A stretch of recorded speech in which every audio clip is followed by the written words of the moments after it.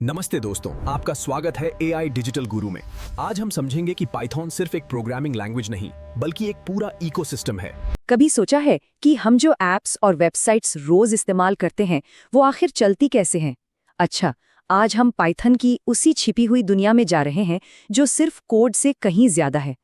हम बात करेंगे इसके बहुत बड़े और पावरफुल सॉफ्टवेयर इकोसिस्टम की जो हमारी डिजिटल जिंदगी को सच में चला रहा है।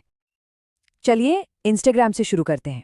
जरा सोचिए, हर फोटो जो स्क्रॉल होती है, हर लाइक, हर रील, ये सब पाइथन की ताकत का सबूत है।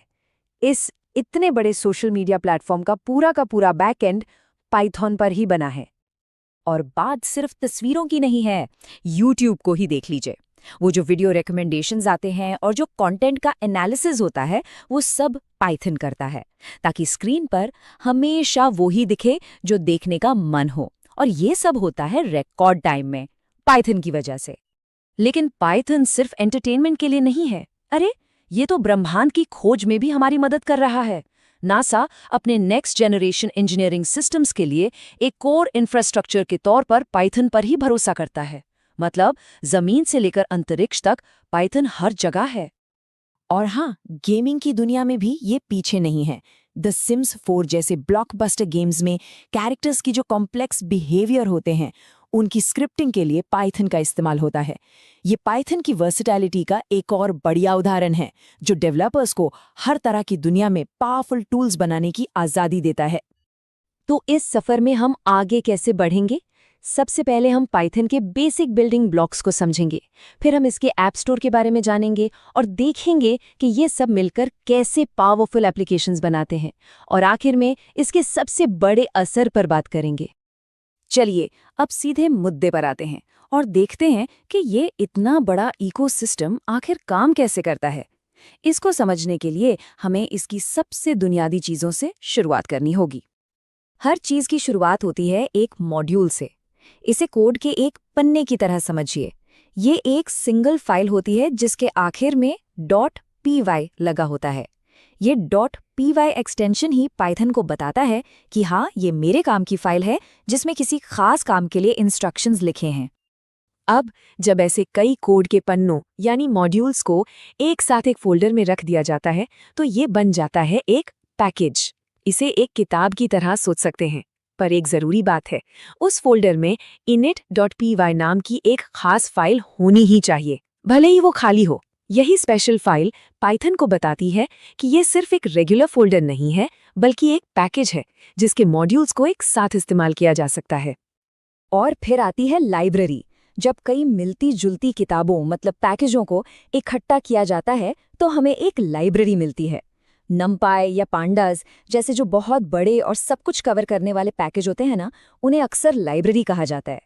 ये डेटा साइंस जैसे पूरे के पूरे फील्ड के लिए टूल्स का एक विशाल कलेक्शन देते हैं। तो संक्षेप में कहें तो मॉड्यूल कोड का एक पन्ना है, पैकेज वैसे ही पन्नों की एक किताब है, और लाइब्रेरी एक ही टॉपिक पर कई किताबों का कलेक्शन है। ये सिंपल सी एनालॉजी ही पाइथन के पूरे इकोसिस्टम की नींव है। तो अब जब हम ये बेसिक बातें समझ गए हैं, सवाल ये उठता है कि इन सभी पावरफुल टूल्स तक कोई पहुंचता कैसे है? ठीक है, हमारे पास बिल्डिंग ब्लॉक्स तो हैं, मॉड्यूल, पैकेज और लाइब्रेरीज। लेकिन एक डेवलपर कोड की इन किताबों और लाइब्रेरीज को असर में लाता कहाँ से है? ये सबसे जरूरी सवाल है। क्या वो ये सारा कोड खुद लिखते हैं? नहीं, बिल्कुल नहीं। वो कुछ बहुत ज्यादा स्मार्ट और पावरफुल चीज का इस्तेमाल करते हैं, और उसका नाम है पिप। पिप को पाइथन का ऐप स्टोर समझिए। ये एक कमांड लाइन टूल है जो डेवलपर्स को पाइथन पैकेज इंडेक्स या PIPI से पैकेज डाउनलोड करने देता है। और पाईपाई एक बहुत बड़ा ऑनलाइन वेयरहाउस है जिसमें लाखों पैकेज हैं।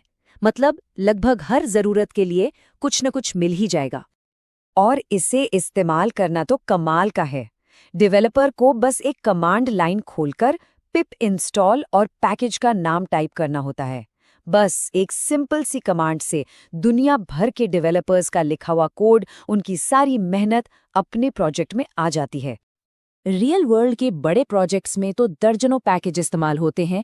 यहीं पर requirements.txt जैसी फाइलें बहुत काम आती हैं। ये पक्का करना कि टीम का हर मेंबर पैकेज के एकदम सही वर्जन का इस्तेमाल कर रहा है बहुत ज़रूरी है, क्योंकि एक भी मिसमैच और सब कुछ गड़बड़ हो सकता है। इसी को डिपेंडेंसी हेल कहते हैं, जहां कुछ भी काम नहीं करता। तो अब हमारे पास बिल्डिंग ब्लॉक्स हैं और उन्हें हासिल करने का तरीका भी। चलिए अब देखते हैं कि ये सब मिलकर असली दुनिया के एप्लीकेशंस कैसे बनाते हैं। एक बहुत बड़ा एरिया है वेब डेवलपमेंट, चाहे वो सोशल मीडिया हो, ई-कॉमर्स हो या न्यूज़ साइट्स। ज़्यादातर चांस यही है कि हम हर दिन पाइथन से चलने वाली वेबसाइट्स का इस्तेमाल करते हैं, भले ही हमें इसका एहसास ना हो। जैंगो और फ्लास्क जैसे फ्रेमवर्क्स डेवलपर्स को एक मजबूत बेस देते हैं। इन फ्रेमवर्क्स की मदद से डेवलपर्स को बेसिक चीज़ें बार-बार बनाने की ज़रूरत नहीं पड़ती। वो अपना पूरा ध्यान यूनिक और कमाल के फीचर्स बनाने पर लगा सकते हैं। इससे काम तेज और एफिशिएंट हो जाता है। लेकिन वेब डेवलपमेंट तो बस शुरुआत है। पाइथन का इकोसिस्टम अपनी असली ताकत दिखाता है डेटा साइंस और मशीन लर्निंग की दुनिया में। NumPy, Pandas, Matplotlib, scikit-learn ये लाइब्रेरीज डेटा साइंटिस्ट्स के लिए एक स्विस आर्मी नाइफ की तरह हैं। ये उन्हें बड़े बड़े डेटा सेट्स को एनालाइज करने, पैटर्न खोजने और यहाँ तक के भविष्य का अनुमान लगाने की भी पावर देती हैं। लेकिन इतनी शक्ति के साथ एक बड़ी चुनौती भी आती है, डिपेंडेंसी मैनेजमेंट। जैसा कि हमने पहले भी बात की, एक प्रोजेक्ट दर्जनों एक दूसरे से जुड़े पैकेजों पर निर्भर हो सकता है। वर्जन्स में एक छोटा सा फर्क भी पूरे सिस्टम को क्रैश कर सकता है, जिसे डिपेंडेंसी हेल कहते हैं। तो हमने देखा कि पाइथन का इकोसिस्टम कैसे काम करता है, पर इसका असली मतलब क्या है? ये सब इतना ज़रूरी क्यों है? चलिए इसके सबसे बड़े असर को समझते हैं। देखिए, सबसे ज़रूरी बात यह है, पाइथन की असली ताकत सिर्फ उसके सिंटैक्स में नहीं है, ये लोगों में है। ये एक ग्लोबल कम्युनिटी है जो एक साथ मिलकर दुनिया की सबसे मुश्किल प्रॉब्लम्स को सॉल्व करने के लिए टूल्स बना रही है। ये इंसानी ज्ञान की एक ऐसी साझा लाइब्रेरी है जिसमें कोई भी अपना योगदान दे सकता है और कोई भी इसका इस्तेमाल कर सकता है। पाइथन का इकोसिस्टम लगातार बढ़ रहा है, हर दिन बेहतर हो रहा है। तो सवाल ये नहीं है कि ये क्या कर सकता है, बल्कि ये है कि हम सब मिलकर इसके साथ क्या कर सकते हैं। जब लाखों दिमाग एक साथ कुछ बना रहे हों, तो संभावनाएं सच में अनलिमिटेड हैं।